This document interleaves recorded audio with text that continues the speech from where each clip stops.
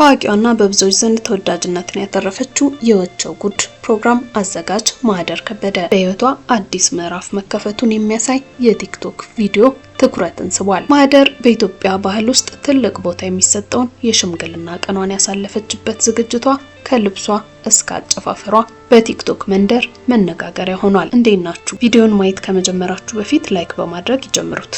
ለተጨማሪ የመዝናኛ ወሬዎች ደግሞ ውስጥ አዋቂን ሰብስክራይብ ያድርጉ። ማህደር ከበደ ወይም ማሂ በአሁኑ ወቅት በኢትዮጵያ የሶሻል ሚዲያና የመዝናኛ ዘርፍ ውስጥ እጅግ ስኬታማ ተወዳጅና ተጽዕኖ ፈጣሪ ከሆኑ ወጣት ይዘት ፈጣሪዎች መካከል ግንባር ቀደሟ ናት። በሚሊዮን የሚቆጠሩ ቪዎችና ሰፊ ተወዳጅነትን ባተረፈው ወቸው ጉድ በተሰኘው ፖድካስት ላይ በምታሳየው ማራኪ አቀራረብ ፈጣን ምላሽ የመስጠት ችሎታና ልዩ ስብዕናዋ ትታወቃለች። ከዲጂታል ይዘት አዘጋጅነቷ በተጨማሪ በዓለም አቀፍ ስራዎች ውስጥ በመግባትና በግል ህይወቷ ባሳለፈቻቸው አዳዲስ ምዕራፎች የብዙዎች ትኩረትን መሳብ ችላለች። የኢትዮጵያ የማህበራዊ ሚዲያ በርካታ ተጽዕኖ ፈጣሪዎችን ኢንፍሉዌንሰሮችን ቢያፈራም እንደ ማህደር ከበደ ወይም ማሂ በአጭር ጊዜ ውስጥ የብዙዎችን ቀልብ የሳበና መነጋገሪያ የሆነ ስብዕና ማግኘት የቻሉት እጅግ ጥቂቶች ናቸው። ማሂ በቲክቶክ በዩቲዩብ እና በተለያዩ የቃለ መጠይቅ መድረኮች ላይ በምታሳየው ደመቅ ያለ ተጫዋችና ግልጽ ማንነቷ የብዙ ሺህ ተከታዮችን ልብ ማሸነፍ የቻለች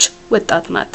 ብዙዎች ማህደር ወደ ማህበራዊ ሚዲያ የመጣችው ታዋቂነትን አለማ ይመስላችኋል። ይሁን እንጂ እሷ ራሷ በተደጋጋሚ እንደገለጸችው የቪዲዮ ስራን የጀመረችው ዝናን ፈልጋ ሳይሆን ለራሷ መዝናኛና ደስታ ብላ ነበር። ማሂ የምታጋራቸው የዕለት ተዕለት ላይፍ ስታይል ብሎጎች፣ ዘና ያሉ የጓደኝነት ጨዋታዎችና ማህበራዊ ሂሶች ባልተጠበቀ ሁኔታ የብዙዎችን ቀልብ መሳብ የቻሉት በአጭር ጊዜ ውስጥ ነበር። ከወንድሟ ጋር ያደገችው ማሂ ልጅነቷ ለቀቅ ያለ ነገር ግን በትምህርትና በሌሎች መሰረታዊ ጉዳዮች ላይ ጠበቅ ያለ ቁጥጥር ይደረግባት እንደነበረ ትናገራለች።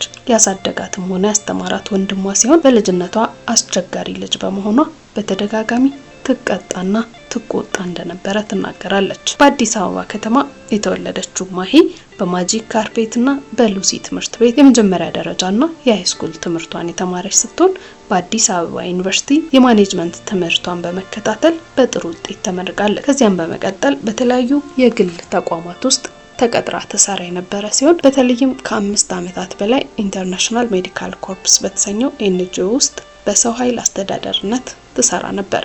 ይሁን እንጂ ጧት እያረፈደች ካለቆቿ ጋር መቀያየም ስለተደጋገመባትና የጊዜ ነፃነትን ከምን ጊዜም በላይ ከመፈለጓ የተነሳ ስራዋን ማቆሟን ትናገራለች። ማሂ ገና ከልጅነቷ ጊዜ ጀምሮ ትወና ትወድ እንደነበረም ትናገራለች። ለትወና የነበራት ፍቅር ከልጅነቷ የነበረ በመሆኑ ይህንኑ ፍላጎቷን ለማሳካት ከ10ኛ ክፍል ጀምሮ ለወንድሟ በመናገር ፍቃዱን መጠየቋን ትናገራለች። ይሁን እንጂ ፕሮፌሽናል ትምህርት ከተማርሽ በኋላ ትወናውን ትቀጥያለሽ በመባሏ ምክንያት ከተመረቀችና ስራ ከጀመረች በኋላ የማለዳ ኮከቦች ላይ ተወዳድራለች። እሷ እንደምትለው ትወና እንዴት እንደማይተወን ማስተማሪያ ሆና መውደቋን በሳቅ ትናገራለች። ይሁን እንጂ ቲክቶክ ላይ ታዋቂ መሆን ከጀመረች በኋላ ብዙ የትወና እድሎችንም ያለምንም ችግር አግኝታለች።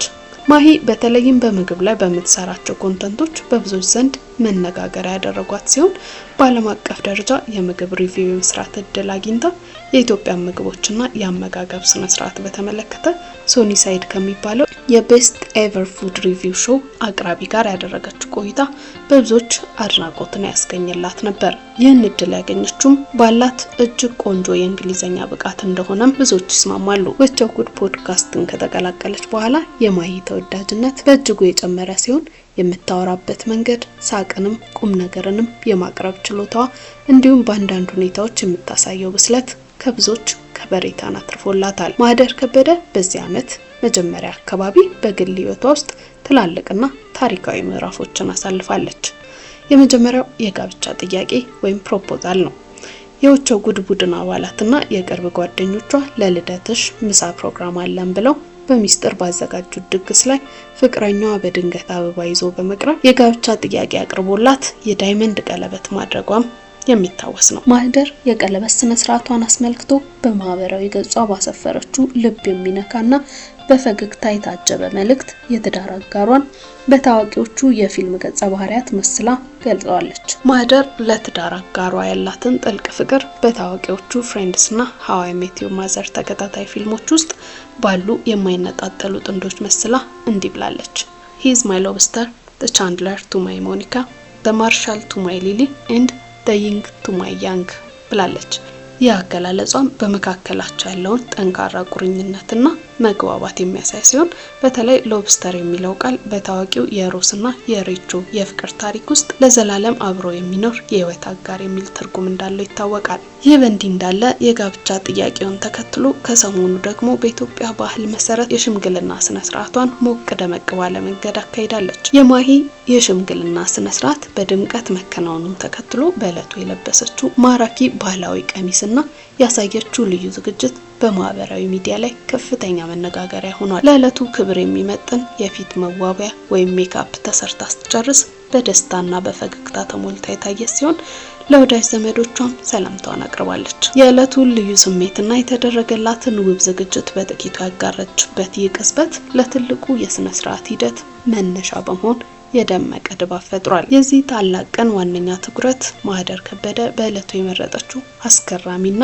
ማራኪ ባህላዊ ልብሷ ላይ ነበር። ማህደር ስለ ልብሱ ምርጫ ስታብራራ ልብሱን ዝም ብላ ለውበት ብቻ እንዳልመረጠችው ገልጻለች። ይልቁኑ ልብሱ የራሱ የሆነ ጥልቅ መልእክትና ባህላዊ ትርጉም እንዳለው በመጠቆም ትርጉም ስላለው ልብሱን ፈጥና ማውለቅ እንደማትፈልግም በኩራት ስትናገር ነበር። ልብሱ የሀበሻን ባህላዊ የጥበብ ስራ ከዘመናዊ ዲዛይን ጥበብ ጋር ያዋሃደ ሲሆን ለሽምግልና ስነ ስርዓት የሚገባውን ክብርና ውበት በሚገባ ያጎላ እንደነበረ ለመታዘብ ተችሏል። ከሰሞኑ ሌላኛዋ ቲክቶከር ሚስ ልዩ በተመሳሳይ የሚያምር የባህል ቀሚስ የብዙዎችን ቀልብ መያዟን ተከትሎም ኩዊንስ ኮሌክሽን የተባለው ይህ የቀሚስ ዲዛይነር አድናቆት እያገኘ ነው። ሌላው አነጋጋሪ ነገር የማሂ ጭፈራ ነገር ሲሆን ብዙዎች ከመጠን ያለፈ ነው የምትሆነው ኦቨርአክት እያደረገችም ነበር በሚል ሲተቿት፣ ሌሎች ደግሞ ካላት የነጻ ሰው ማንነት ጋር በማያያዝ ያላትን የደስታ ስሜት ሊገደብ አይገባም ፈታ ያለች ሙሽራ እያሉም ሲያደንቋት ውለዋል። ሽማግሌ ላከው የማህሌት ከበደ እጮኛ ማንነት እስካሁን